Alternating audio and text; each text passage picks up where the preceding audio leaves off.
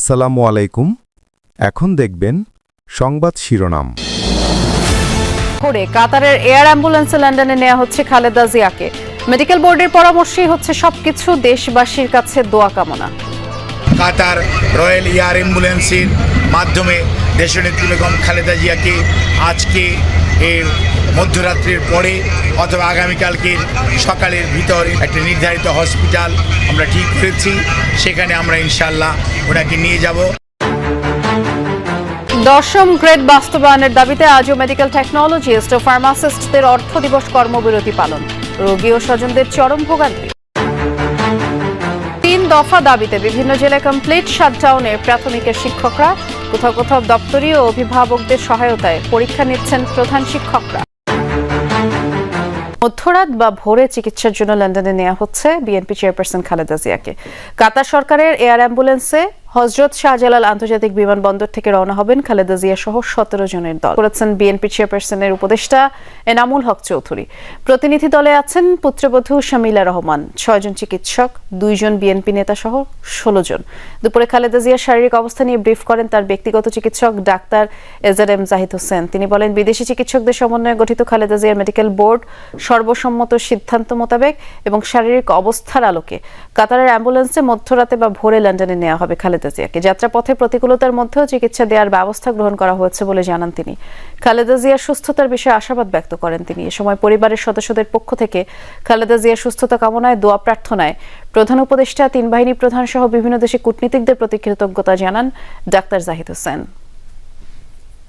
আমরা ইনশাআল্লাহ যদি সব কিছু ঠিক থাকে, আমরা কাতার রয়্যাল এয়ার অ্যাম্বুলেন্সের মাধ্যমে দেশনেত্রী বেগম খালেদা জিয়াকে আজকে এর মধ্যরাত্রির পরে অথবা আগামীকালকের সকালের ভিতর ইনশাআল্লাহ আমরা ওনাকে ইউকেতে অর্থাৎ লন্ডনে ওনাকে একটা নির্ধারিত হসপিটাল আমরা ঠিক করেছি, সেখানে আমরা ইনশাআল্লাহ ওনাকে নিয়ে যাব।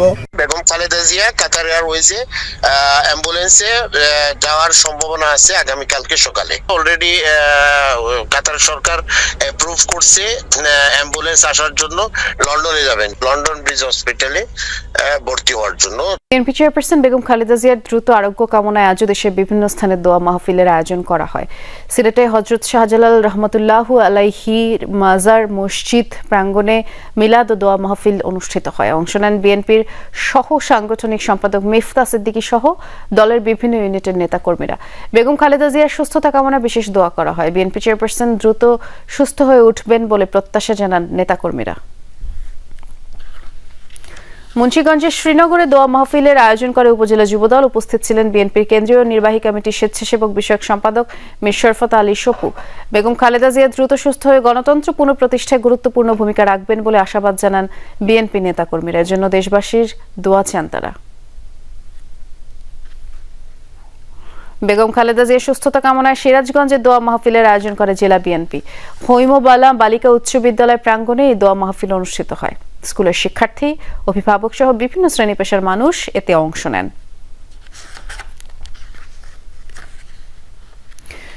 নাটোরে জেলা আইনজীবী সমিতির উদ্যোগে দোয়া মাহফিল অনুষ্ঠিত হয়েছে। দুপুরে শহরের কোট বায়তুল আমান জামে মসজিদে আয়োজিত দোয়া মাহফিলে আইনজীবী সমিতির সদস্যরা অংশ নেন। বিএনপি চেয়ারপারসন বেগম খালেদা জিয়া যেন দ্রুত সুস্থ হয়ে ওঠেন, এজন্য সৃষ্টিকর্তার কাছে প্রার্থনা করেন সবাই।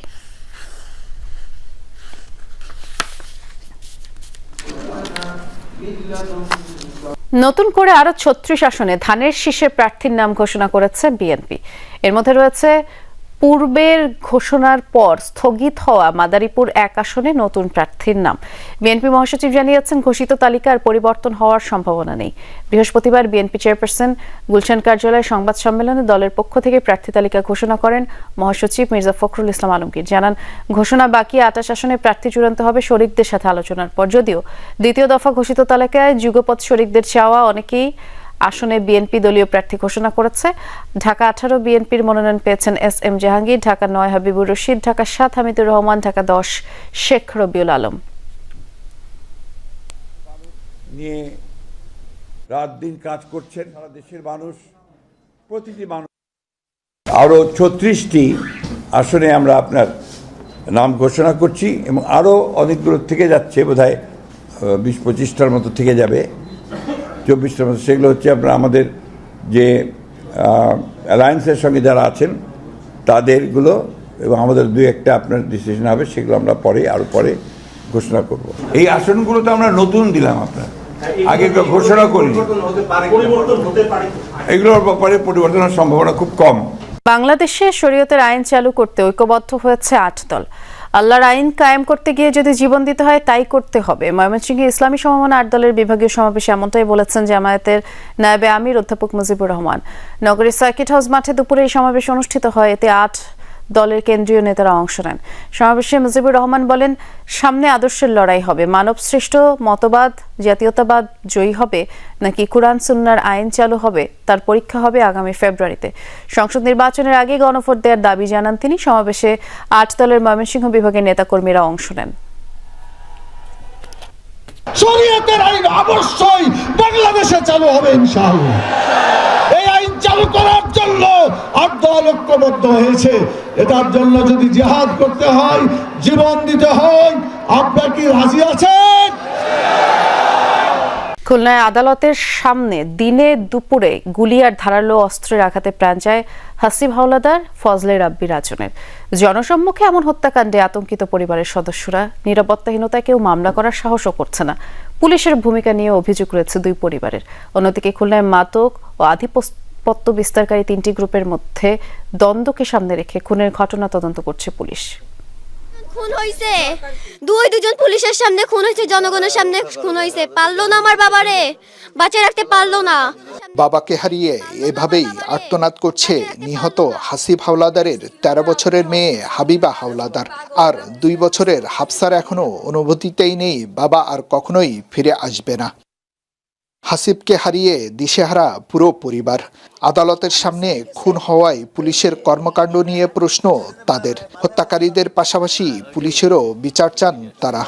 যে কেসের জন্য হাজিরা দিতে গেছে সেটাও আমার ভাইয়ের নামে মিথ্যে কেস দিয়েছে, কারণ যেই কেসটা করছে তখন আমার ভাই হসপিটালে আমার বাচ্চা নিয়েছিল। পুলিশরা এখন মিথ্যা অপবাদ দিচ্ছে, আমার ভাই বলে শীর্ষ সন্ত্রাস। হাজিরা দিয়ে কোর্টের 1 পাও নামছে, তখনই গুলি করেছে। তাহলে এর ভার সমস্ত সরকারের নিতে হবে।